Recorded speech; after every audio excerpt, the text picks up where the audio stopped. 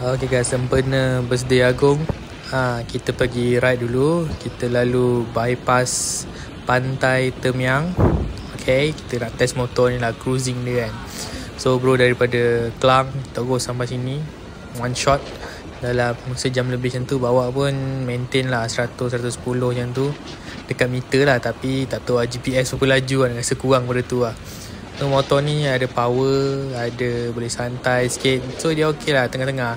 Memang motor untuk beginner lah, sesuai untuk beginner. Power dia tak terlalu banyak, tapi dia ada power.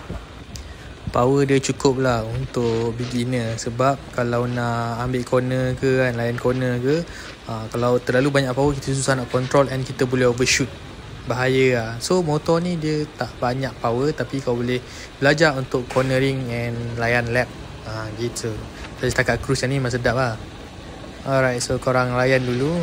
Bro bawa sebelah tangan je sebab pegang phone. GoPro tak beli lagi. Okay, enjoy.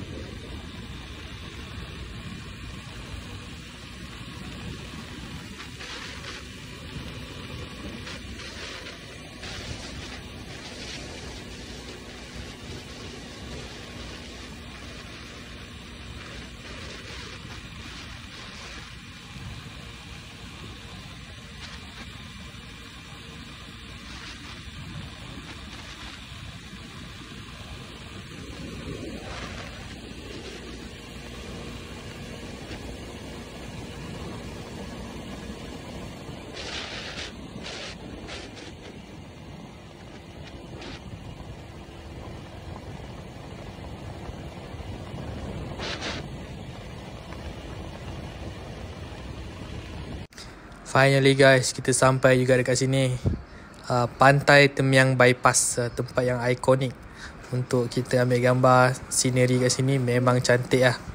Jadi bro ride sini daripada Klang, direct pergi sini, one shot. Minyak memang tahan lah, okey lah. Sebab tank besar, so minyak tahan lah. Memang puas hati gambar sini. Memang cantik, tengah hari tak ada orang, panas. Bro lalu je lah sebab memang nak pergi Seremban kan, tapi lalu sini. Tak ada kereta sangat hari ni. Motor pun banyak lalu kat tadi. Cuma sekarang ni tak ada yang berhenti lah. Cuaca panas agaknya. So far motor ni okey lah. Kita tak boleh expect banyak lah motor ni. Okay guys, see you next time. Bye.